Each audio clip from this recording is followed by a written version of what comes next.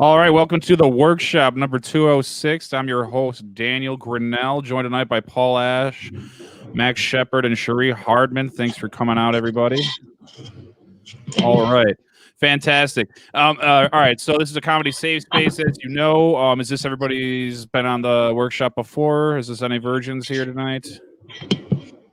All right, nothing like a live crowd that's feeding right back into the questions I'm asking directly. And still not answering. Oh, this is going to be a lively group. Fantastic. All right, comedy safe space. This means you can't get canceled, according to Scott, for anything you say on the workshop. So anything anti-Semitic, racist, sexist, bigoted is accepted and encouraged on the workshop, especially when I'm hosting. So with that, and without further ado, we're going to have Paul kick off the workshop for us. Give us your topic, and then go right ahead. The word I got was contemporary, and I think the word contemporary is just pretentious. It actually signifies nothing. You could say the same thing by just saying nothing, which is two syllables. It actually exists. It exists. That's what contemporary means, which is three syllables, which I guess is more than two syllables. I actually looked it up in the Oxford Dictionary. Oxford has three definitions, and all the definitions are basically meaningless. The first two are adjectives. Number one is living or occurring at the same time. I'm not going to be introducing an open mic comedian as contemporaries of Jerry Seinfeld. All right, that gives a false expectation. It's sort of like introducing your grandfather as a contemporary of Adolf Hitler. I mean, technically it's true, but people are going to expect that his Facebook is a lot more political. I wish I had a better example than Adolf Hitler, but I'm a contemporary of Terry Fox. So you know that I'm lazy, which is a great Canadian reference. Number two is the number two adjective is meaning belongings to or occurring in the present. Yet the Wikipedia listing for contemporary jazz artists, at least a third of them are dead, including some who died in the 1960s. There's no consistencies. They're not living at the same time. They're not even in the same present. Wes Montgomery died in 1968. Nubia Garcia was born in 1991. By definition, neither one is a contemporary of the Star Wars trilogy, let alone each other. Oxford's third definition is a noun, a person or thing. First off, could be a person, might be a thing. That's lazier than I am as when it comes to defining things. Is it an object? I don't know. It could be. Sure, it's contemporary. Living or existing. Is it alive? I don't know. It takes a space, unless it's an idea, but it exists, so it counts. Like, how lazy are you? At the same time as another what? Person or thing that's either living or existing at the same time. As the same as what? The other. I don't know. When? I don't know. At the same time the other existed. We are made up of stardust. Every atom in our bodies has existed since the Big Bang. Every atom is a contemporary of every other atom. We are all contemporaries, and if we are all contemporaries, the term is meaningless. But yeah, some of us do like enough heroin and weed to make contemporary jazz. And that just reminded me we're all contemporaries of George W. Bush. And that's saying I'm putting contemporary of Dave Chappelle into my comedy bio. A little ranty, needs refining, but yeah. All right. I didn't know if there was a dramatic pause. Sorry. And not enough negative space on that. Gotcha. Any feedback from anybody there? Just jump right in. I just want you to know when I'm hosting, it's a free for all. Just go at everybody, nice or mean. It's fun. Okay. So you said something about contemporary of Adolf Hitler, and you said, well, does that mean that he's political? I would have said, does that mean that he has a mustache or something funny about Adolf Hitler rather than political, kind of the obvious? I would have done something silly and funny about it. I actually reversed it to how I read it. I wrote it as you expect him to be a lot more political on Facebook. Okay. I was thinking like, all right. Yeah. Okay. And like the other stuff too, more the funny aspect of each item instead of the realistic aspect. Okay. Yeah, it came off more. Do that same set again, just funnier this time. Do the same thing again, just funnier. That's what it sounds like. No, I'm just saying. I would untwist some of the stuff because all of it was true, but you don't have to. It came off more TED Talky than like a comedic bit would be. You know what I mean? Like and that's something you got to like straddle with ranting. That's what's hard about ranting. Yeah, I know, and I'm not normally a ranter, but like that was like I'd say 1.5 drafts through because I started writing it after supper tonight. It's just figured contemporary would have been an easier word, but no, I wanted to make fun of contemporary jazz. That was it. So like contemporary jazz, that was all over the place. All right, Max. Mm-hmm. Like no. I actually liked all of your premises inside of that, but you had so much. I was like, oh, like a big air. Woo! Like if you slowed down and then some of it you twisted a little bit, I thought you could do. It would be fabulous. Thank you. All right. Any other feedback? Sherry, got anything to throw in there? No, all I kept thinking was like the way, the definition of contemporary is like so general. It's almost like the word is, like how do you define something that's just so, that's all I really, Yeah, that's exactly why I went and took the Oxford definitions. Mm-hmm. Do any of you know who Terry Fox is? Isn't he like? I think let's just put it this way: this is a white man that's 30 and 2 slightly older white women, and none of us have any idea who he's talking about. So this is pretty broad. He's a Canadian who had one leg who to raise money for cancer decided to jog across Canada, and then about a little more than a third of the way across, cancer came back and he died. So he failed at beating cancer and running across Canada. Exactly. All right. What a loser that guy sounds like. It sounds like a contemporary can definitely be a word that like Scientologists would use because it's so vague, right? Yeah. That's the entire thing. I almost just decided to like think of like different people that I could say open micers are contemporaries of. Just make a list. Yeah. All right. If that's all the feedback we have for Paul, we can move on in.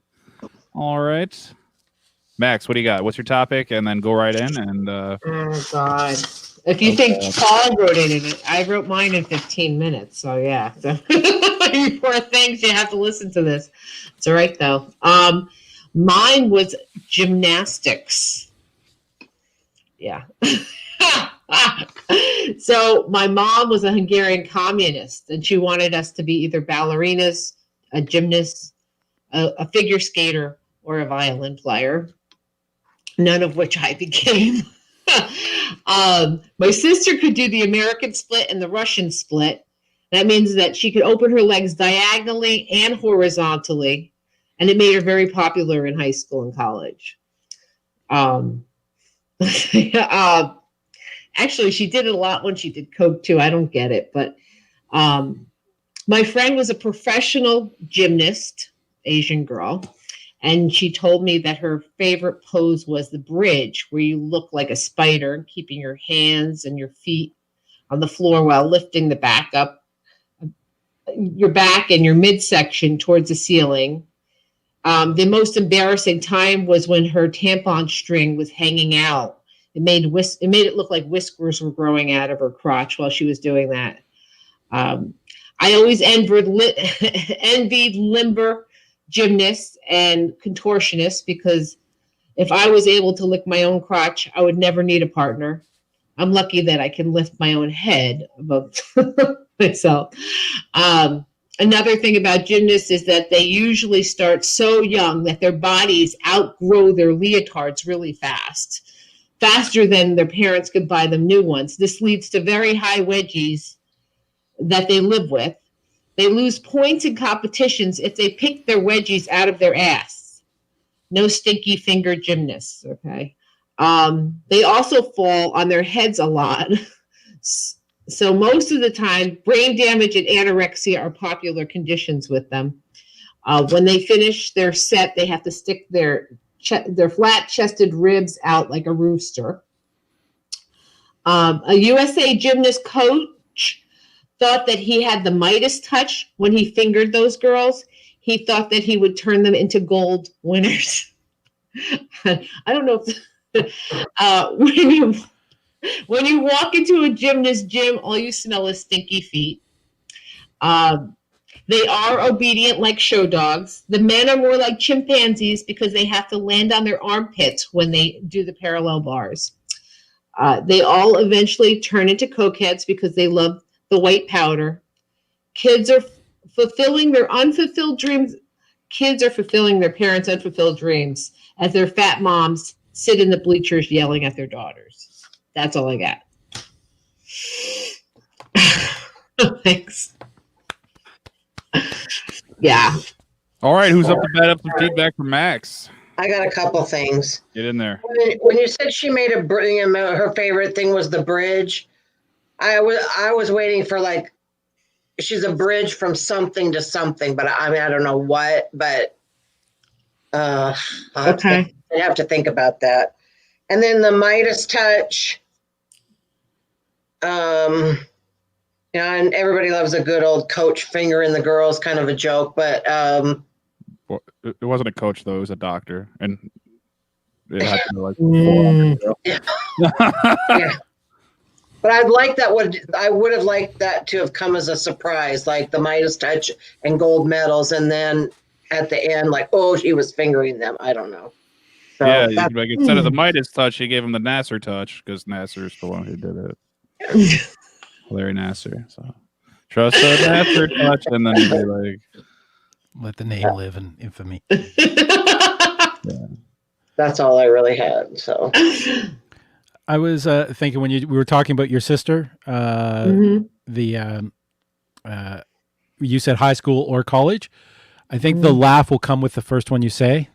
Like I started to laugh, but then it sort of got stepped on with when you went or college, because either one. So either choose college or choose high school. High school. Okay. Okay. Yeah, and the bridge, I'm pretty sure that's like you didn't say which way they're facing, whether or not they're facing up or down with the bridge. And so I was kind of seeing if there was going to be something twisted in there with that to describe whether or not, which direction it was. I'm not a gymnast, so I don't know. Obviously with this body. Their chests are facing up and their backs are to the floor. Okay. Yeah. All right. That's what I thought, but I wasn't sure.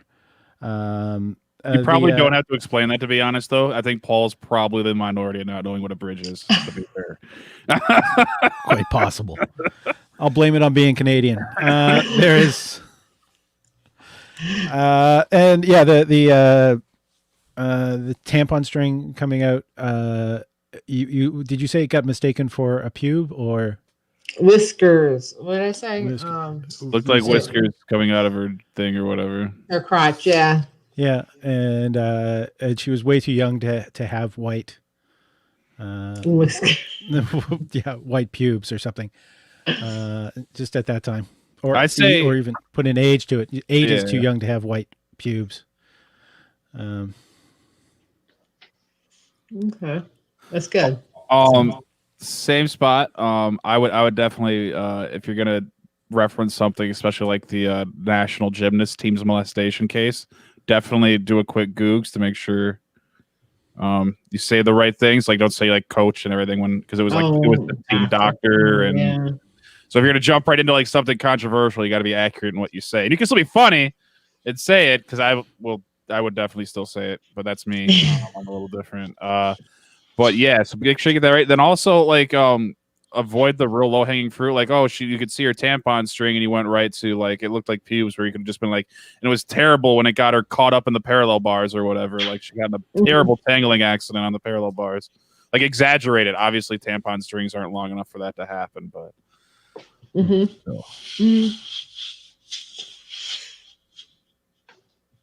Any other feedback, anybody? Thanks.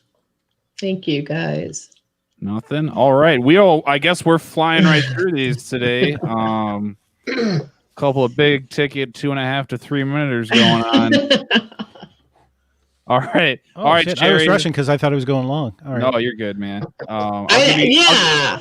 No, that was only 3 minutes. I'll give you guys the light when you have a minute left, so don't worry. All right. And then if you ever get confused when you start, there is that little clock right in the top left-hand corner of your screens. All right. So you go right ahead, Sherry, whenever you're ready. All right. My word was traffic. And at first I was going to go unexpected with the 70s rock group Traffic. But then I found that even with my superior writing skills, I was still not able to make Steve Winwood interesting. So I thought I'd do real life lessons through Traffic. Like maybe even start Sherry Hardman's like traffic school. And the lessons would not be like your usual lessons, like, you know, big trucks make your dick look bigger, or, you know, sports car helps with a midlife crisis. More just like life lessons to be helpful, like to be prepared, like to learn how, when you're at a red light, to sit there at 10 and 2 with your foot ready, so that when that light turns green, I don't have to scream at you to go. This is not right. I just wrote down the point. Especially if we're sitting at a red light and I want to turn right. Or like lessons in unity. Like we could form like a Hands Across America, but we would do it from bumper to bumper, so that when we're on the freeway and they're removing a lane, we're not going to let that guy in at that last minute. You know, that guy where we're all screaming like, don't let him in, don't let him in. And if you let that person in, you are definitely the weakest link. But at the same time, lessons in courtesy. Like, you can wave somebody in that's sitting in a driveway wanting to come out. That is the best way to make middle-aged women feel pretty again, because she's going to feel like that's why you let her in. We can build confidence by just having you recite, yield to the car that's already in the circle, yield to the car that's already in the circle. So when you get to that traffic circle, there's no hesitation. That's confidence. Or like leadership. We can teach you leadership by teaching you when you get to a four-way stop. If anyone at all looks like they're hesitant, just go. If they're all sitting there waiting, nobody's going to stop you. If you just go ahead and blow through that, you are the leader. My son told me once that I have road rage. And I was really shocked because I really don't think I have road rage. I thought we all just called each other cunts when we were driving. But the two most specific lessons that I'd like to teach about life lessons through traffic is about ableism. In my daily life, I use a wheelchair, fat lady scooter, whatever you want to call it, and I have to put it on the back of my car so that everybody that drives near me can see it. So nobody ever wants to let me go in front of them on the freeway, because they're just assuming that I'm an old disabled person and I'm going to drive like an old lady. So I am going to teach disabled people to drive aggressively so that we can just blow through that stereotype. The other thing that I'd like to address is I'll teach you how to handle a panic attack that comes on without warning when you're driving on the freeway, in the rain, in the dark, and you're surrounded by semis on all sides. The best way to handle that, it's not ready yet at all, but is by reciting something, like either a serenity prayer or your comedy set. Because when you're thinking about trying to remember something, the point being that then you're not, because it works for me. I have panic attacks, and if I do my material, then I don't have a panic attack. So obviously that's not ready, but that's what I have so far.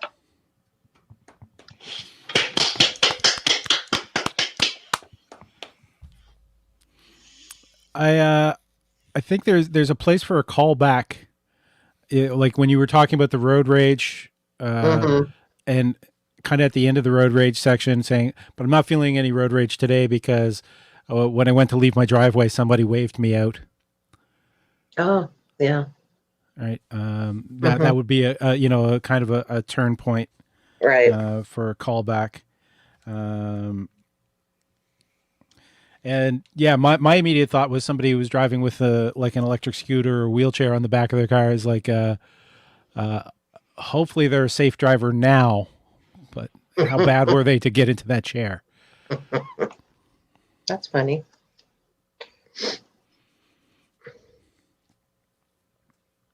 Any other feedback, Max? Got any feedback for Sherry there? I was thinking about, I like the part where you're talking about the aggression. I would teach them how to be more confident and aggressive.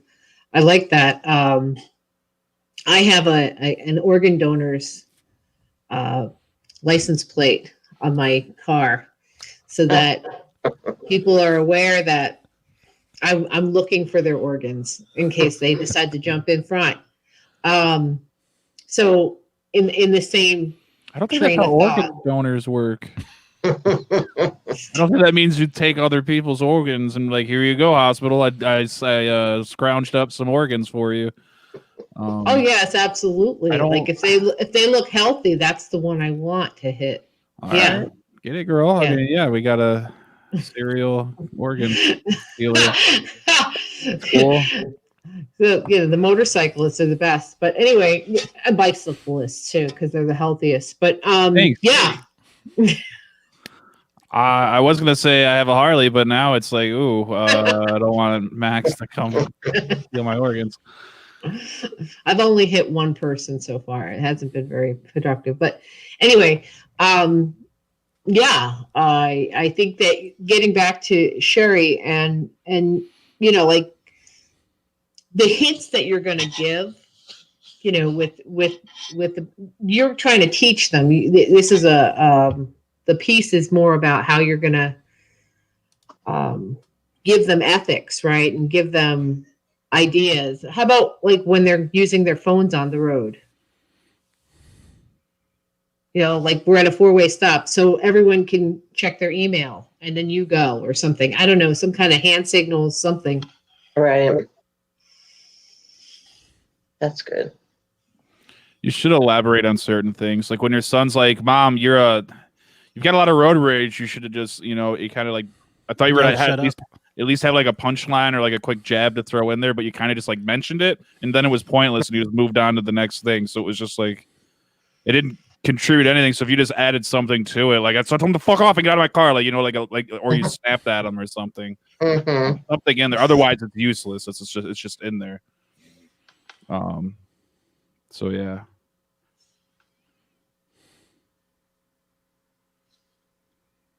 All right. Thanks. Anybody have any more feedback for Sherry? Anybody? All right. I'm glad you guys are so responsive this evening whenever I ask any questions. It's just, hey, do you guys have anything? And you're just like, and it's like, okay, all right. See, and still nothing. You can talk. You're also allowed to interact. You can laugh. You can Daniel, did you get crack a smile. Did you get a word, Daniel? Yeah. Yeah, I did. I am your fill-in host as of an hour and a half ago when I accepted this position. But I did get a word, and my word is rage, which is perfect for me. Because I'm pretty pissed off right now that I decided to do this. This is boring as fuck right now. Everybody's just being all chill and casual. Nobody's talking. Nobody's fucking making fun of anybody. I mean, What time is it? I'm sitting here in lockdown 2.0, stuck in Michigan in my house. I can't go any more fucking mics anymore. I can't yell at anybody. So what do they do? Scott's like, hey, Dan, you want to come host a fucking workshop for me? And you can have 2 white women and Paul. And I was like, geez, Scott, thanks. That'd be fun. By the way, here's the word rage. So what are we going to do? We're going to put you with what's not your target demographics to piss you off. And I'm like, thanks, Scott. It's 10:30 at fucking night on a Monday, and I would be doing anything else with this right now. But because, again, like I said, lockdown, there's nothing else to fucking do. This is it.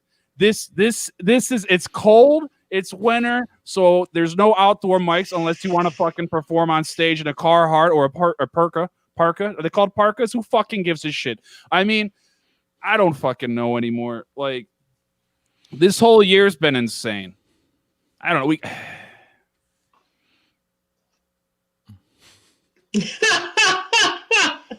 You got any storms coming there? It's just all we're doing, I guess.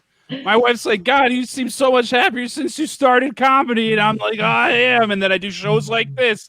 And then we're just back to the unhappy thoughts. We're back to them, you know? Like, oh, man, that traffic divorce over there starter looks kit? great. Yeah. Yeah, your voice starts to crack and your neck veins start. You know, you find out you have high blood pressure when you're pissed off all the time. It's pretty fantastic. It's pretty good to, you know, start meeting a lot of fun people, start really gaining some steam in comedy than being locked in your fucking house for 3 weeks and say, hey, maybe by the new year we'll let you guys back outside in public again. But if not, oh well, fuck. Like that's this year in a nutshell. I'm welcoming COVID. That's how angry I am. I'd rather just get COVID now, maybe die. If I'm dead, I'm not angry anymore. And if I get over it, I can just go back to stand up because obviously I can't get it twice. Or can we? Because there's no fucking solid information anymore that's telling me anything about this shit. I just got to listen to a bunch of fucking goddamn liberal conservative fucking clucking chicken heads tell me if it's safe to go outside or not. And I'm just like, hey, listen, I eat McDouble 4 at a time. I'm not worried about a little virus. All right. My cholesterol and blood pressure's through the roof. I've got substance abuse issues. I'm not worried about a little fucking Chinese kung fu flu or whatever the fuck he said. So that's basically it. I'm daggering up. All right, Dan. Got a little rage there going. That's odd.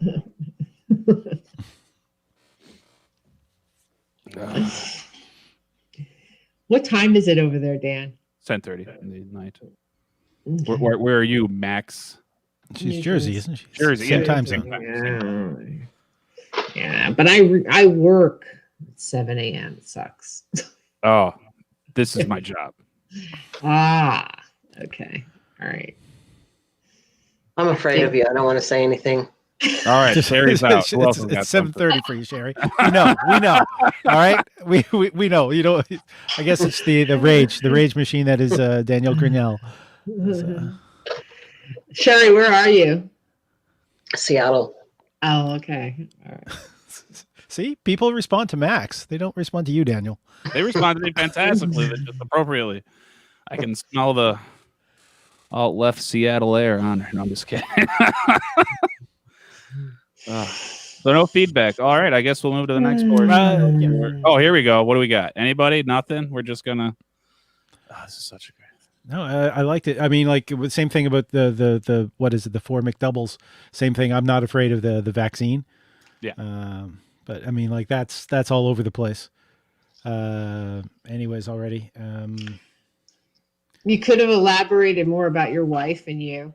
I mean, how you used to be a much happier person.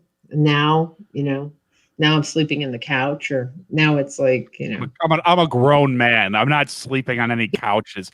Whoever, sorry, see, like this is why I don't do well. Who the fuck was the first one that's like, go sleep on the couch? And there was a guy like, oh, I outweigh her by 75 pounds. I guess I should give her the cave. Like, get the hell out of here. I fight saber-tooth tigers. Like, I don't know. Like, no. I think that was I don't know. I've never understood that. And when my husband and I, You don't want to be around me are in a on the fight, couch. and when we're in a fight, we just retreat to the bedroom. Whoever makes it in there first is king.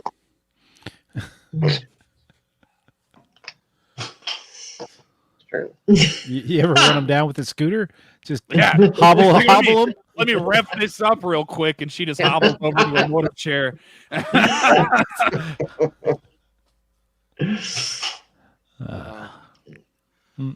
All right, I guess if that's it, we'll just move on to the next round, everybody. All right. it's gonna go quick. So glad. Scott, if you're watching, which you're not, because we have 0 viewers.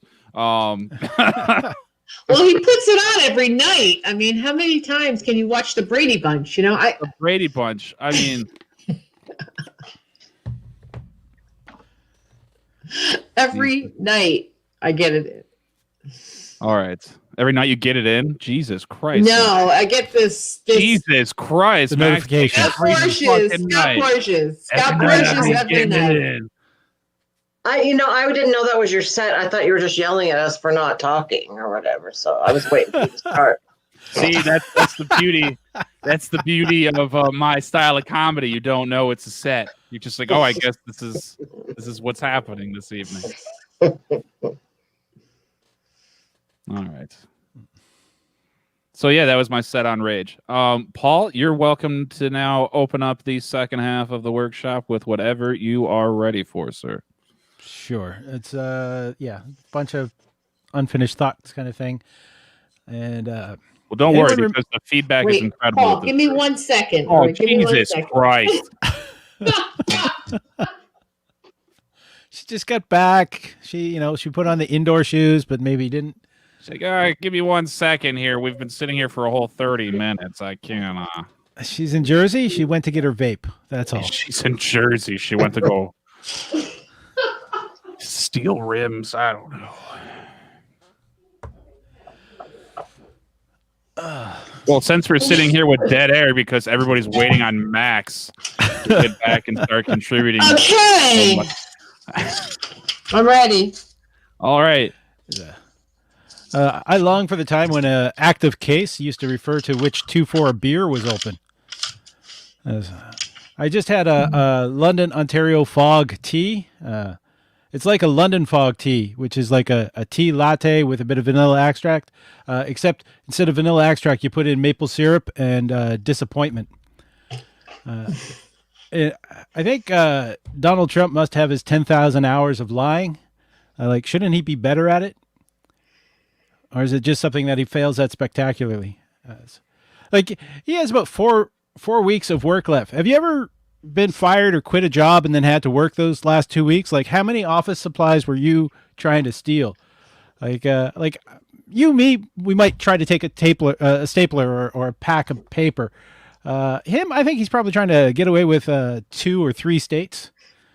No, there was only 48 states when I started. Obama lost the other 2. I can't do Trump impression, but as I started balding over lockdown. Well, actually, no, I started before lockdown, but it's much more noticeable now. I think it's because I've gotten wider. The skin on the top of my head is being kind of pulled out, so it looks like there's less. I figure if I actually lose weight, then the hair will come back. That's kind of my hope. That and Rogaine. At what point actually do you shave your head without being a racist or joining a cult or heading to the electric chair? What's the decision point that you decide to shave your head? Do you wait until the shampoo runs out, or do you wait for the conditioner to run out?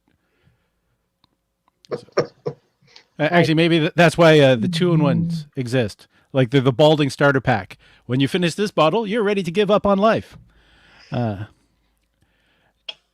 Did you know that drug-sniffing dogs are actually trained by making them a little addicted?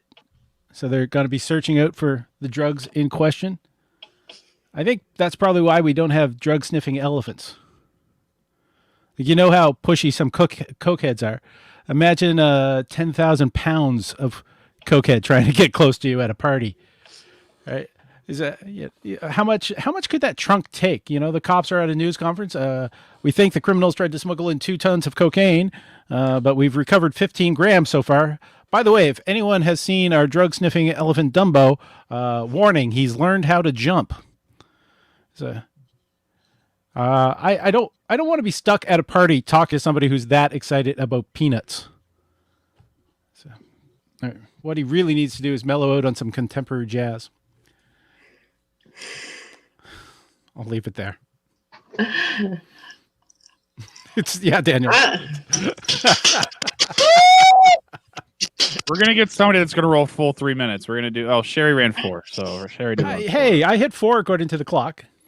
You started at 31 because we interrupted you at 30. No, okay. When Max was back, it was just turning 30. What? There you go. That's literally all I'm doing is watching the clock. As the paint dry. I had some stuff to add. Well, you just get right in there, Max. Did I cut you off, Daniel? Go ahead. Oh, no, you go right ahead. You go right ahead. This is a 4-way stop sign, Daniel. And according to Sherry, we should all just drive through it and die in the middle. Car bonfire. All right. I was thinking about Daniel Pinkin, I think it is, the tipping point. Where he talks about if you have 10,000 hours, it's the tipping point. You put 10,000 hours into something and that makes you a professional, right? Okay. Is that where you're going with? He's a professional liar. Or your master skill. Yeah. Yeah. Was it Daniel Pinkin? I forget the guy's author. Anyway, I didn't research matter. it. Yeah. It doesn't matter. Yeah, where he was talking about that. You talked about stretching your scalp out, right? Is that where you were going with that? You were stretching your scalp out? Yeah. You could have used, I was thinking about using the words. And the drug sniffing dogs, I said, how are you going to support their habit? I can hardly feed a dog, let alone support a drug sniffing dog's habit. That's pretty Anyway. Go ahead. That was about it. The rest of it doesn't matter. Is that really true about the drug sniffing dog, or did you just make that up? No, that's true. They train them with actual drugs so they know what it smells like. Do they rob cars? Yeah. All right. I like your joke about the shampoo and conditioner. Nobody else laughed, but I thought it was funny because I'm always trying to get my shampoo and conditioner match up, and they never do. And the thing about the losing weight and the hair, that's actually true because I get it. That's why I don't have to do my pubes anymore. Anyway.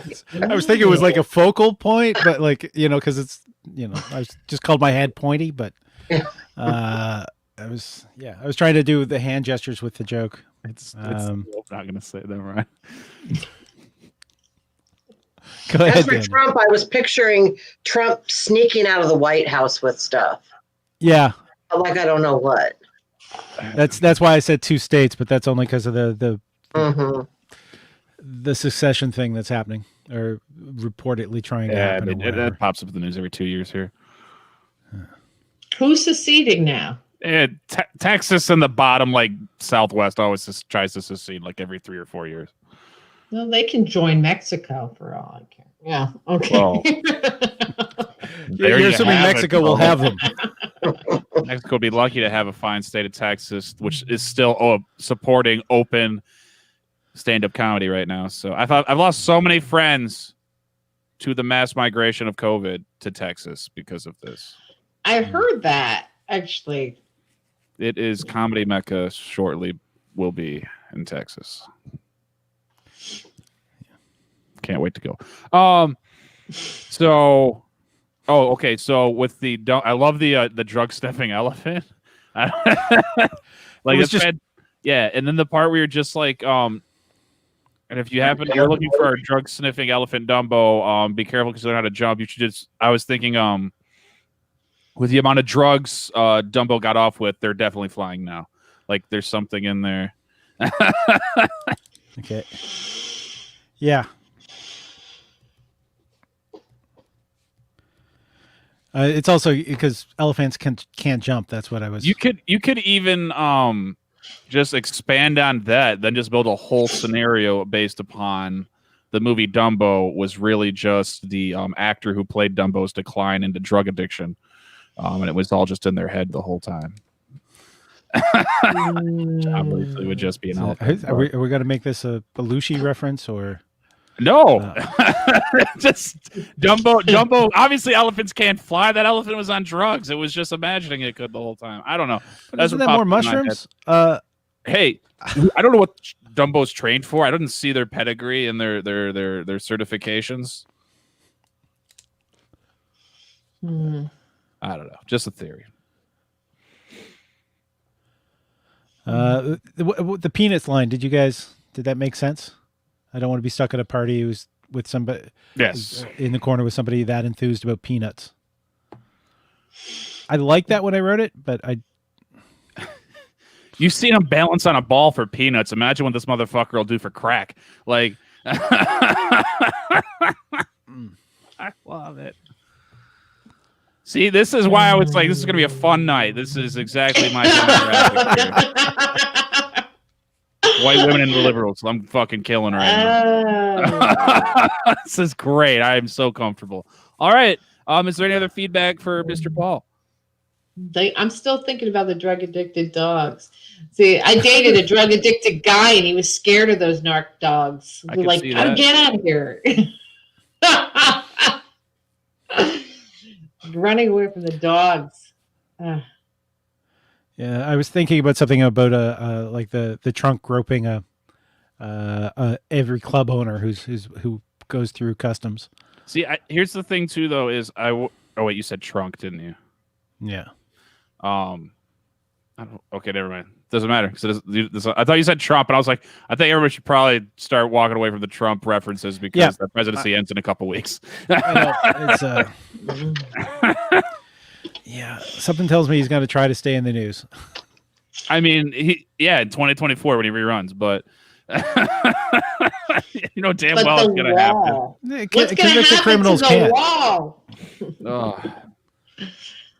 I just worry about that wall. Like, you know, are they going to finish it? You know what's funny is I was watching a documentary from back in the 90s, and it had like the commercials still in it, or not the commercials. It was a documentary, and they were still talking about things, and the border wall was still a topic of a debate in like 1992, whatever fucking show I was watching.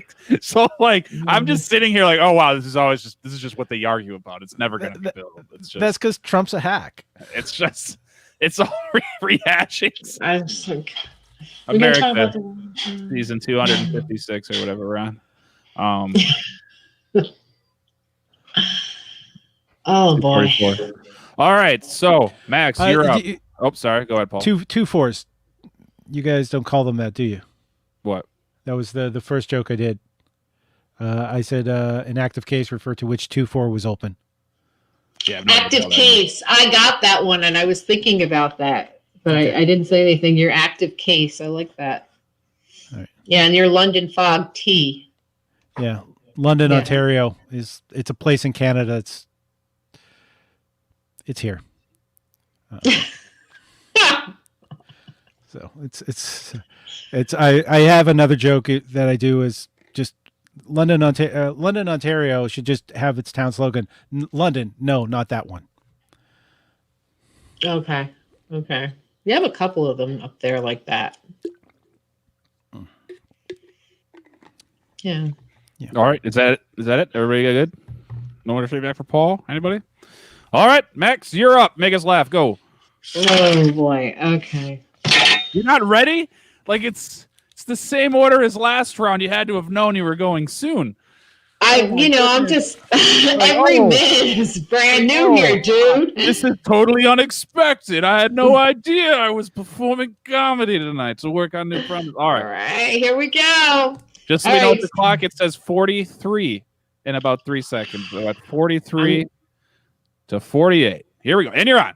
Well, should I wait till it's all zeros and then start? Okay. So one of the things I was going to talk about was how I've been binge watching like crazy. Have you guys binge watched while you're here in COVID? Has anybody binge watched? Sherry's binge. What are you binge watching, Sherry? Anything that is true crime. True crime. So is that the inner you? Is that what what kind of crime is your deal? Serial killers. Okay. Serial killers on wheels or without wheels? I don't know. Just ask. Daniel's into it. Look at that. What are you into? Binge watching, Daniel? Oh, I'm watching all cults all the time right now. All cults? Cults. There's so many documentaries on cults this year for some reason. It's insane. Okay. So which is your favorite cult? The NXIVM cult is pretty cool, which I just got done watching on that one. I don't know what that's about. It's the one created by like some like crazy ex-business dude that then got like Allison Mack from Smallville and a bunch of other celebrities involved. And then it's supposed to be like a self-help cult. And then secretly, deep down in the middle of the cult in the higher rankings, it turns out to be like a sex trafficking ring between their blackmailing women and the leader. It's kind of cool. Okay. They literally built a sex slave Ponzi scheme. It was amazing to watch them. They just got 120 years. Involved in this? Who is that? Isn't Epstein involved in this? No, or it's no? nothing to do with Epstein. This is his own thing. Okay, so it's a little bit of a copycat they, thing. they were this is older than that. over 18. Yeah. And he was branding them. Yeah. Oh, really? Yeah, it was sold like a Oh. female empowerment sorority type thing, and then it turns out that it's just like, oh, we got blackmail on you now, so you're gonna have to fuck us. It's kind of cool. It's kind of like gangbangers in New York City. Yeah, I don't know. They have the same. They have tattoos and Whatever you do on your spare time, Max, is your business. So I was binge watching The Queen's Gambit, right? Because I was this, I want to be a chess player, so to be, and I told all my friends and family about this, and they started slamming it. Like they sent me articles about how ridiculous and impossible it was for this orphan kid who was on tranquilizers to be female to beat this Russian, chess champion. And I was very offended because, Benjamin Button, for God's sakes, somebody who started out, a man that started out as an old man, died when he was a baby. And this is all believable. And yet a woman who's an orphan girl who's on tranquilizers and grows up to beat this chess champion isn't realistic. Bobby Fischer's realistic, the mega computer that beat the Russian champion was realistic, but this chick wasn't. A little bit of pissed me off a little bit, But then I started watching The Expanse, 48 episodes. Are any of you guys sci-fi people? No. Okay, so I'm still in Gamma. Yeah, you're good. Yeah, Paul Ash. Sci-fi, huh? Well, 48 episodes later, I'm still in Beta Quadrant Sector Aries. The ring. If any of you don't know what this is a story about future Earth that loses most of its resources, and they're going to Mars to grab more resources and send back to Earth, and then they have the Belters that also go around the universe looking for. Wait, come on now! You told me to look at the fucking time. You have a minute left. I got a minute left. Okay, so we have problems at work with internet viruses, and I keep opening all these things. And if I was, the internet is like the STDs. If it was me, I'd open all these internet, all these emails. I'd have an STD all the time. If these viruses, okay, Paul is dying. If these viruses were like STDs, I'd have an STD all the time on antibiotics all the time. All right. I don't think you realize what she just said there. I don't know what I'm saying. International TV here. You just said if computers like me and have viruses all the time. Fuck it. Oh my gosh. The abortion clinics are going crazy now because, COVID and so forth. I mean, I have friends going to the abortion clinic. So you can't get an abortion now. You got to take the pill, and it's just, a bloody mess. I didn't realize. Never mind. Go continue. I'm a feminist. Okay, finally, the COVID tracers, they're like the Gestapo. Okay, you can see the parallelism here because, I mean, my family, we were all killed in the Holocaust. We could tell you all about it. They had the Jews against the Jews. Who were you in touch with, right? So I look at these COVID tracers, people who watch SVI. Wait a minute, SVU. Sherry, you'd be a great COVID tracer. Qualifications for COVID tracers. Okay, I've got the fucking light. Goodbye, guys. I'm done. Done.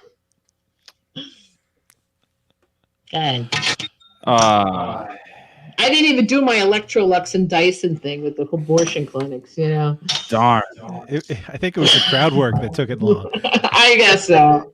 Yeah. Well, you said you didn't want to, All right, go ahead. Max is the king of not finishing sentences. I've realized that. She's that girl. I just went, That's what Max is. She's that chick that's like, so listen, let's go get some boots and everything like that. And then Do you like Hershey's chocolate? I love Hershey, and like that's we got like three half to three quarters of a joke, and then it's on the next joke already, and it was like I don't know what's happening. It was like a tornado came through your notebook. Oh, Sum it up. Scattered premises. Yeah. yeah. It's like you took buckshot, and we're like, hey, let's put ideas everywhere and not finish any of them. Yeah. Okay. Okay. That the entire SDI joke is just like a guarantee that no one's going to approach you after the show. Oh, there'll be people, but Bug chaser. yeah, bug chaser. The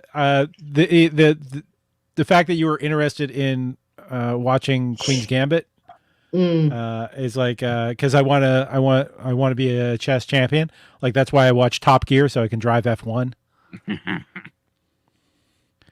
Yeah, Ferrari versus Ford. Yeah. Or yeah, something like that. That's a great. Yeah. Okay. Look forward to All right. Ferrari. Whatever. Daniel. Oh, I'm sorry. Did you do the business of talking into a microphone for a living? Maybe you should say the right thing. All right.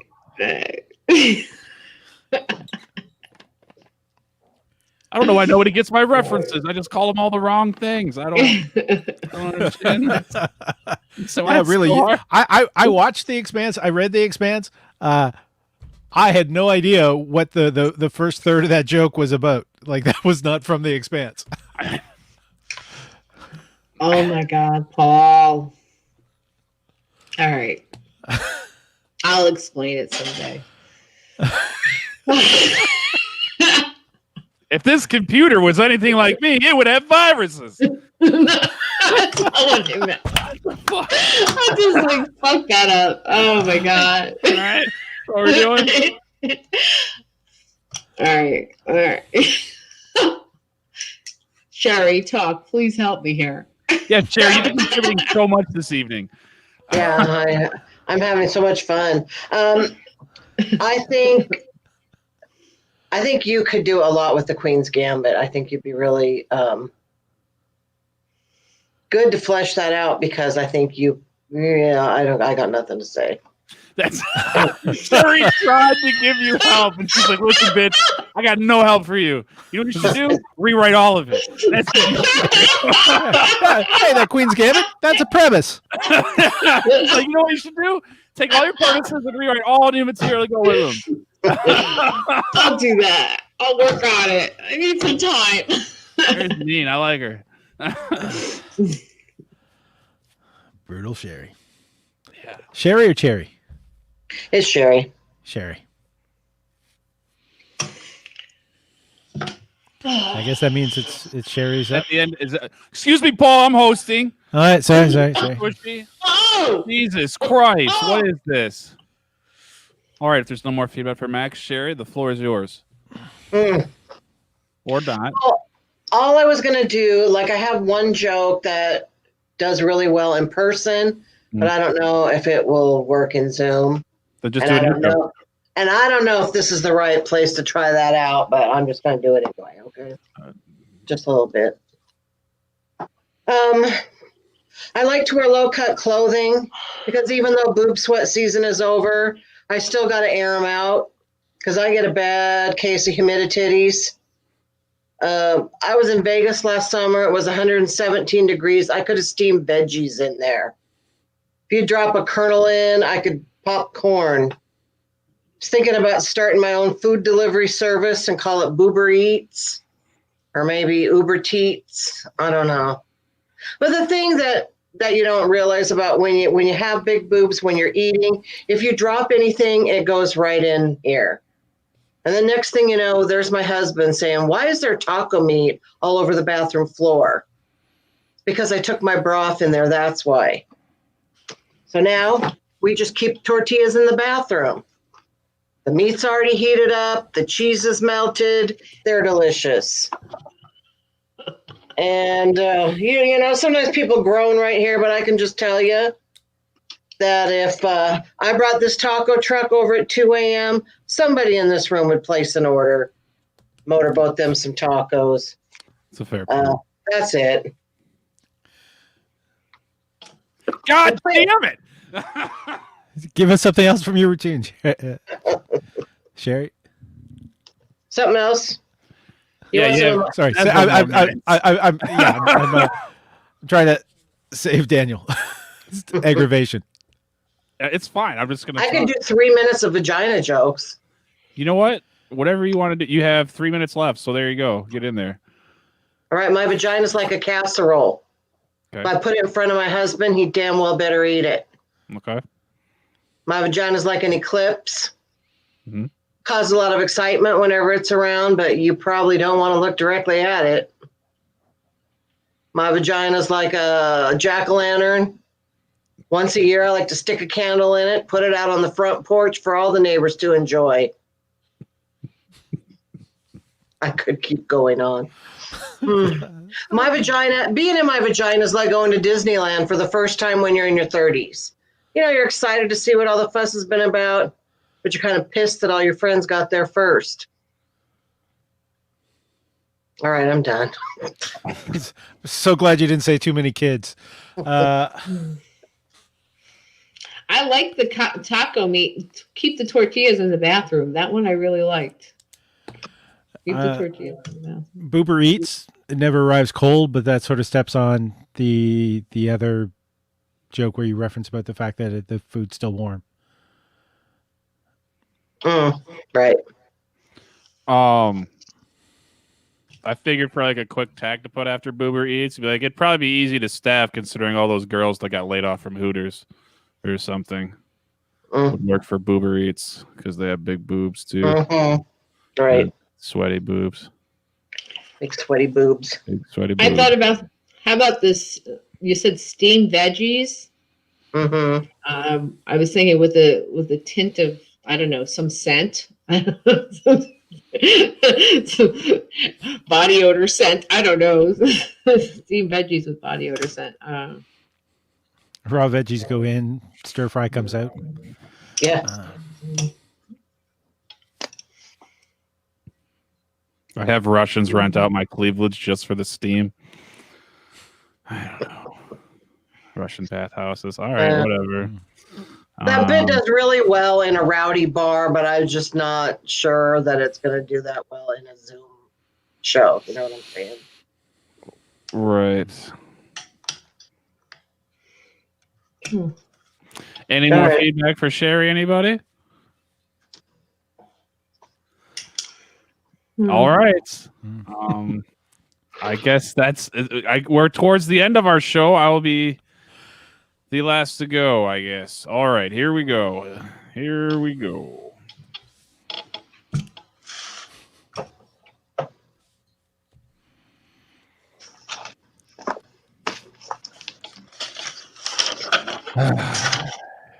All right, man. I don't know. Like, I've been married for a while, but I have to say the best thing that happened when I was single was when you have you gotta have a lot of gay friends if you're like in the modern dating world as a straight man. And it's great to do. I think it's weird that more white men don't have gay friends for like wingmen. Like, I like to call them my rainbow wingmen, like my rainbow wingman to help you fuck everything. Like, they're fantastic people like that because like gay people, they're kind of like horse breeders a little bit. Like, they keep like a nice stable of like attractive women around them at all times, and then some of them have like a few attractive straight friends, and then the thing is like the gay guys like like to help you bang their friends, like get them together and bring. They want to see what their babies look like. They just want to see. It's like, man, you know, like Dan's got some nice blue eyes, and Tiffany's got some nice green eyes. I wonder what they'll have some like nice turquoise eyes. Oh, and to get those red locks to go through, I should hook Stacy up with Jonathan. Like that happens all the time. It's fantastic. Which also brings me to my next topic. I think it's way straighter to watch female porn than it is to watch normal porn. And I think that's something we should normalize, mainly just because if you really think about it, like normal porn, you got like this beautiful woman and she's getting fucked by some dude, you know, some muscular guy. And it's like, it's kind of weird. Like, you're just watching like another dude bang this chick. Wouldn't you much rather have like a very attractive woman getting banged by another very attractive woman that just so happens to have a penis? Like, that's the only thing that's really there. I think it's the best of both worlds, and it's something I'm glad I've discovered in the quarantine world, which also brings me to my next point, which is murder documentaries during Netflix. There's been a lot of murder documentaries being released and documentaries on cults and stuff like that. But this one murder documentary really kind of bugged me because it was like super man-hatey, which was really weird. So like we go into this documentary, me and my wife were watching it, and it's about this guy that ends up killing his wife. And I have to say, like even my wife thought like 5 to 10 minutes into this, like we both thought she was kind of cunty, and we understood exactly why he was going to murder this woman. Like, cause they used all the actual live home video footage and everything throughout the documentary. And even my wife's like, yeah, he's totally going to kill this bitch. Like I've only known her for 5 minutes. And these are the highlights. That's what they recorded. We didn't know at the time that he also kills the children. So like maybe not quite as rational of a person as we thought going into the first murder. Which was good. But then there was this weird like man-hating statistic at the end of this, just like men are 78% more likely to kill their entire family, which I thought was kind of a bullshit thing to put at the end of that hour documentary. Like there's no rebuttal from men at all. That's just like, oh yeah, well 96% of women kill just part of the family. And like, you know, how every summer we have a new woman that's drowned her kids in some lake in Florida. We talk about. That never gets, and I think that's why women will never quite make dollar for dollar to what a man does, because when a man does something, he takes care of the whole problem, whereas women just take care of the stuff that really bugs them. So I'm not sure on that. I don't know. Okay, so there's Section 8, which is like when lower income people need help with their bills and stuff like that. So the government has a program called Section 8 to help them pay for all their bills, and everything like that, and pay their rent. Is it called Section 88 when it's an old white woman banging a rich dude? Like, is that the other end of the spectrum? There's something there. That's a whole new premise. It's cool. Why don't we ever hear about the female Mormon wife? Like, you know what I mean? Like, where's that chick out there with like 7 husbands? You know, she's just got a wide variety of husband and dick laying around. She just takes every from time to time. I don't know. I think it's kind of sexist. They only report about the dude that has like 9 or 10 wives, which is weird. Like, where's the female cult leader? That's she's just got like a slew of like ex-athletes that didn't quite make it, that like joined her cult of self-help, and now she just takes sexual advantage of them and pimps them out. I don't know. I think that should be covered more. I'm Daniel Grinnell. Thanks for talking. I thought you were going towards a fake news angle when you were talking about how come I don't believe that statistic. Where's the rebuttal? And I was thinking, okay, statistics are a statistic. It's math. Oh, you know what? Dang, I did leave out a part. Usually, I go into things where I talk about like I say, I hate statistics like that. It's like one of those weirdly specific statistics, like the NFL uses all the time, that says like, oh, this is the first quarterback to throw for 100 yards in the first quarter on the 3rd week of September. That happens to be the 26th. Like, he really didn't break any record because nobody else has hit those requirements. So, yeah, I kind of forgot that part. Yeah. See, Montreal, where I live, is like Canada's conspiracy home. So we got like all of it here. Mm-hmm. Like the modern father of flat Earth is a Montrealer, right? The Raelian cult is here. The QAnon's Canada headquarters is in Montreal. Wow. Paul, you're in Montreal? Yeah. Okay. I didn't know that. I spent time at the Just for Laughs event in Montreal. Yeah, so it was fun. Daniel, I love that part where you said that you went into the murder doc and then you went into women can't make more money. Mm-hmm. That's why women can't. I thought that was great. I didn't like how you jumped from she-male porn to murder docs. Well, they're related. Yeah, it was like you just. I would have just tried to sort of pulled it somehow. I don't know whether you have Well, see, okay. Here's one thing too: is you gotta realize like this is a workshop. This isn't a set. So really, I just have like a list of new premises I'm working on. I'm just throwing them out how I write them down. I think there should be a line in there why you specify she-male porn versus lesbian strap-on porn. Oh, because you want a real dick. Like that's the thing with strap-ons that's awful. You want the money shot. You don't get that with a with the strap on. Max knows what I mean. You seen our eyes were when I was talking about that.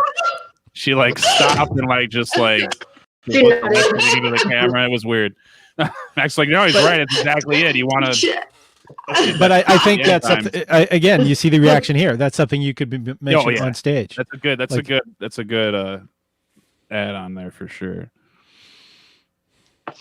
Sherry, help me, please. Which Well, I want to say I like the dollar for dollar, the women. That was actually, I really like that a lot. Okay. The only thing I had a question, like when you're talking, like how come they're like, where's the Mormon woman that has all these husbands? I think you need to say something, because the whole time I go, well, it doesn't happen because women are oppressed and they don't give women power like that. You know, like that's what my head is saying. Mhm. So if you can somehow address that so that Yeah, that's I'm not actually thinking that, yeah. a small piece in a larger bit I'm working on, which is Mhm. just I was like it was something similar to this where it's like mid-level comics, and it was called One Joke at a Time, a pod I was just on. Right. And the premise was would you want multiple wives, like the benefits of multiple wives? And I was like, how come we're never talking about like the woman with multiple husbands? This is getting a little ridiculous. There's a term for it too. It's polyandry. It's Okay. like why are we always hearing about the evils of polygamy and no one's ever talking about the evils of polyandry? Yeah, You don't need to bring the Mormons into it. You can just hit it from those two sides. That's probably better just to leave the Mormons out it altogether, because then I was also going into like everybody thinks it's sweet to like have all these multiple sex partners if you were married to all these people, but you're not considering that's a lot of in-laws. Like you never hear about that side of the story. Like, yeah, I've got 7 wives, which means I have 14 sets of in-laws, which is fucking terrible around the holidays. I don't know. Like I'm working. That's That's 7 new. lives. That's 7 honeydew lists. That's Yeah, 7 it's so many things. All those fuckers mansplaining to me day after day. That'd be awful. Yeah. for the polyandry. Yeah. you can't afford them. I mean, who could support them? It's just- Which ones are we talking about? I mean, as a woman, I couldn't support like having 5 or 6 husbands. There's no way. Oh, you know, they eat I too don't know much. how you do it there in Jersey, Max, but in the rest of America, both spouses can work. So you could really be like, hey, we have 6 incomes here, so bring those paychecks and penises to me, baby. All under one roof. Yeah, get in here or something. Mm. That make it a sink? Like That a would- dink is double income, no kids. So sink. Several 6 incomes. Several incomes, no kids. I don't know. It would be more like cattle. I don't know. Yeah, it would be. That's why you got to brand them. That's what the Colts had it figured out. Oh, I can't fuck this dude. He's one of Max's cattle. God damn it. She's marking up the whole town. All right. All right. Any other feedback? I'm thinking about the horse breeder. Mhm. Mm. Yeah, that would. I would mention cheekbones and legs, or something a bit more than just eye color. Yeah, I usually don't even give an example, but I was kind of stumbling through that one because that's one I just started working on before we got re-shut down like 2 weeks ago. Yeah. And my gay friends love it. They think it's hilarious. But it's like, it's just refining it enough to where it's a little bit cleaner and tighter of that bit. So just trying to, and I unfortunately don't have a stage to go out there and spit out new lines for it every night right now. So Yeah, but the thing about horse breeders is that they tie the horses down. They tie the stud down, that's cool. and then they jerk it off, and inject all the other female Some horses. do. Some do. Like if you're doing like Some mass still go production au of natural. the semen, yeah, like you pay extra for the actual fucking. Bring the you take the stud over. You don't just always send a vial. Yeah, there's you do both. You're not wrong, Max, but I'm just saying you still do have the normal horse fuckers, because really that's what happens is you get like a gay friend and he's like, I just want to see what their babies would look like so I want them to fuck, and it's a great time. Something a lot of people don't realize is out there. Let's see. Yeah. All right. Any other feedback on that?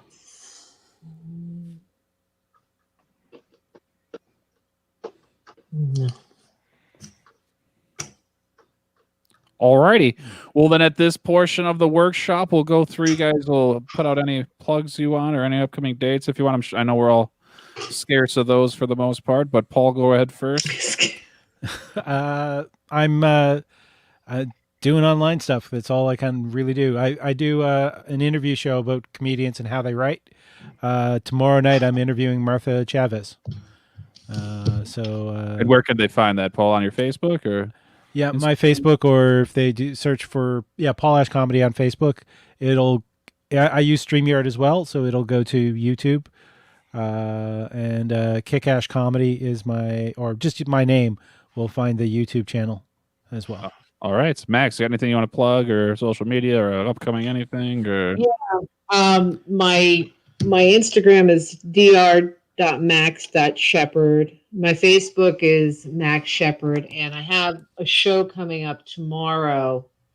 That if you go to my Instagram, you'll see it. Basically, it's at 7. It's a crowd work show, which is why I was sort of trying to do more crowd work. Okay. Couldn't tell. We couldn't tell. It was. We figured in the first 3 minutes was just asking a question. I think a crowd is defined as more than 3 people. Yeah. Okay. All right. Our local enforcer tonight, Sherry, got anything you want to plug tonight or anything or any social media or besides the scooter? Uber Boobies or ubertitty.com, whatever. I've got a show called Heavy Petting with Sherry Hardman, where comedians discuss their pets and their love lives. You can find it on YouTube, Facebook, or your favorite podcast. Nice. All righty, cool. Well, thanks everybody for partaking and watching. There's 0 people now, but there's a couple people every now and then. Whatever. And workshop number 206. You want to see more of our people? I'm sure there'll be a post going up with their social media feeds and everything like that by Scott. I've been your host, Daniel Grinnell. Get at me on Instagram at Daniel Grinnell Comedy and search me on Facebook for another podcast about everything coming to you every Monday. All right. Thanks a lot. Bye-bye. Thank you.